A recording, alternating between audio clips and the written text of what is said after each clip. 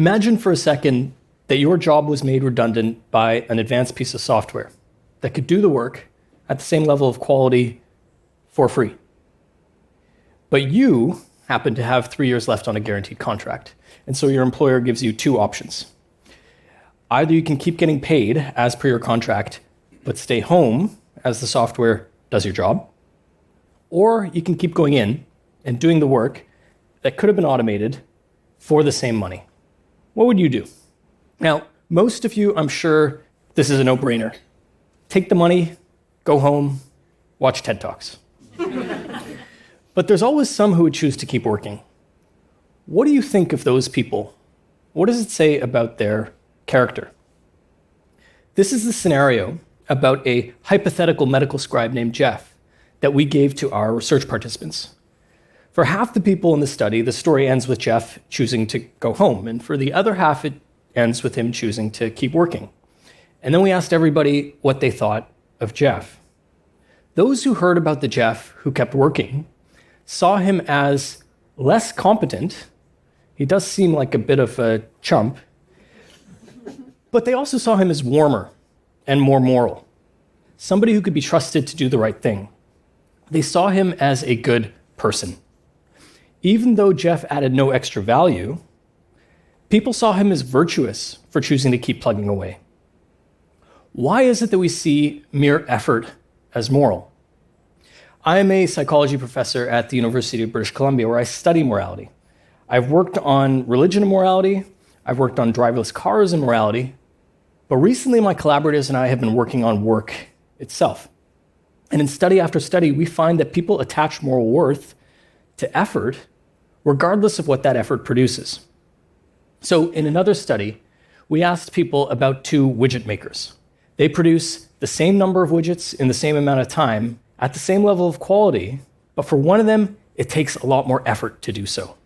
People see that harder working widget maker as, again, less competent, but again, more moral. And if you had to choose just one of those two as a cooperation partner, you would choose the one who struggles. We call this effort moralization. And it doesn't appear to just be a North American thing. Work norms, of course, differ around the world, but we replicated our original American result in South Korea, which is known by the numbers to be one of the hardest working countries in the OECD, and in France, which is known for other strengths. In all of these places, the harder working person was seen as more moral and a better cooperation partner, even though they added no extra value. And it looks like this is something broader than, say, the Protestant work ethic. Even the Hadza people, hunter-gatherers in Tanzania, show something like it. When asked what qualities contribute to good character, they didn't agree on very much, but they did agree on two things: generosity and hard work. So this intuitive connection between effort and morality doesn't appear to be the quirk of any one culture, but potentially something very deep indeed. Now, effort moralization makes sense at the individual level. Somebody who's willing to show that they will put effort into even meaningless tasks, maybe even especially into meaningless tasks, is somebody who's more likely to help you out. So I have a friend from work, Paul. Paul is an uncommonly charismatic man. Paul wears stylish pairs of raw denim jeans, and Paul buys expensive bars of soap, $60 bars of soap. And Paul is one of those types who wakes up every morning and goes running. And when I first heard this, I sort of rolled my eyes at this being one of those Mr. Perfect things. Actually, Dr. Perfect in this case. But then one day I saw Paul on one of his morning runs. And instead of seeing a sleek type A personality confidently striding through life, I saw Paul struggling in an inelegant hobble with a grotesque grimace of something between annoyance and agony on his face. Running was hard for him. Every morning was effort. And the person who's willing to wake up for that day after day is the kind of person you want in your corner. And Paul is in mine. He's not just the inspiration behind some of the studies in this research, he is a collaborator on them as well. And he's a good man. The truth is, we're all in the market for finding the best collaborators in life. And we're trying to show others that we are that person as well. The evolutionary psychologists call this partner choice. Just as we're trying to be and select the best romantic partners, we're also trying to be and select the best cooperation partners. We're all trying to surround ourselves with people who will help us out in a pinch, who won't slack off, who will share things fairly.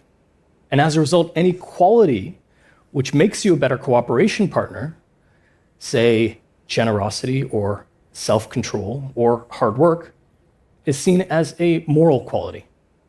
And so we have this simple heuristic. People who work hard are good. It's why you're more likely to donate to your friend who pledges to run a marathon for cancer research than your other friend who pledges to watch a Sex and the City marathon for the same cause. But what makes sense at the individual level can still become very problematic when scaled up to the societal level. Our intuition that effort is good for its own sake, regardless of what it produces, has created a work environment with perverse incentives.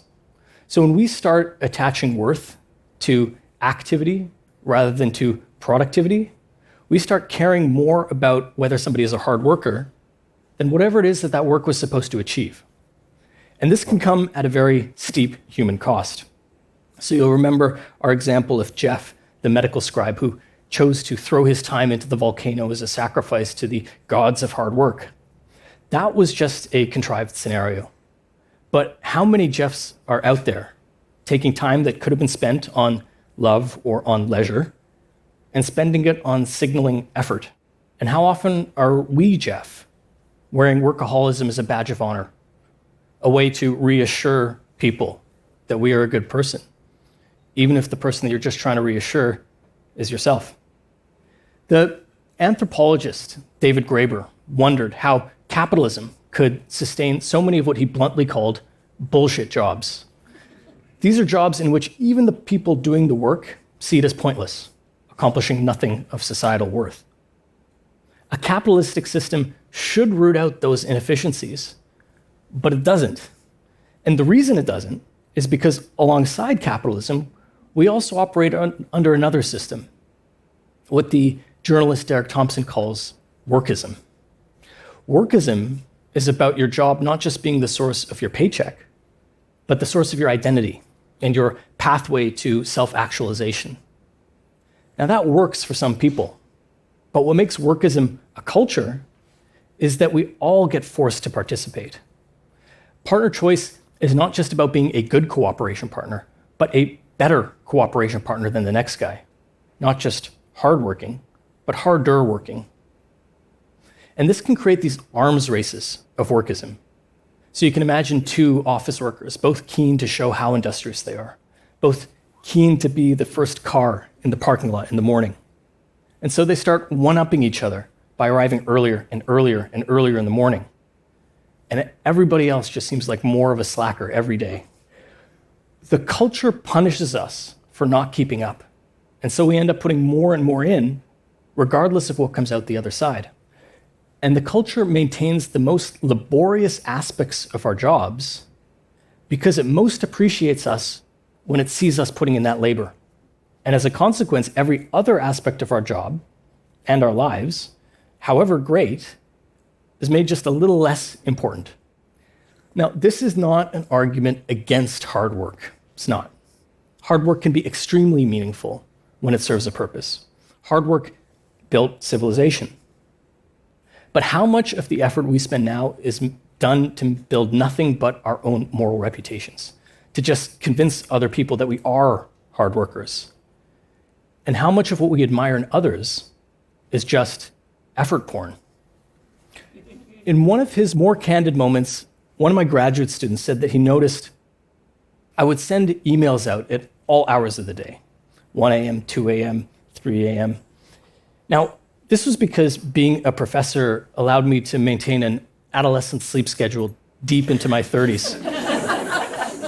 But what he then did was he got some app which scheduled his replies to come to me at 1 or 2 in the morning, so as to make it seem like he was also working all hours of the day. I clearly sent the wrong message, so much so that my student was willing to delay the work to make it seem like he was more industrious. It was literally bullshit work. I had to change my lab's culture. I had to convince my students that we weren't just about the show of work, but what we were actually producing. And it's not such a simple thing to do. The mental circuit that connects effort to morality can be a stubborn one. When I teach about psychological biases to my intro psych students, I tell them that you can't always learn to resist a bias. They can be very deeply ingrained. But you can learn to notice them so that you can account for them when making important decisions. We may not be able to break that mental circuit, but we can learn to recognize our biases so that they don't run our lives. There is a story, almost certainly apocryphal, about perverse incentives in the era of British rule in India. Desperate to deal with the cobras that were overrunning colonial Delhi, a bounty was put up for every cobra skin that was brought in. But the plan backfired because enterprising Indians started breeding more cobras to kill them, bring in the skins, and collect the bounty. And when the government finally abandoned the plan, as the story goes, the breeders then released the cobras into the city, and the snake problem was worse than ever. Oops. The plan went awry because of the distance between what they wanted, which was fewer cobras, and what they asked for, which was an imperfect signal of fewer cobras, dead cobras. But I fear we've done something very real and very similar with work. We have built a culture that asks for the wrong thing. If all we ask from each other is the effort that we put in, we will create a world full of effort and of hard labor and of cobras. But if what we ask from each other is to produce something meaningful, we will create a world full of meaning. And what could be more moral than that? Thank you.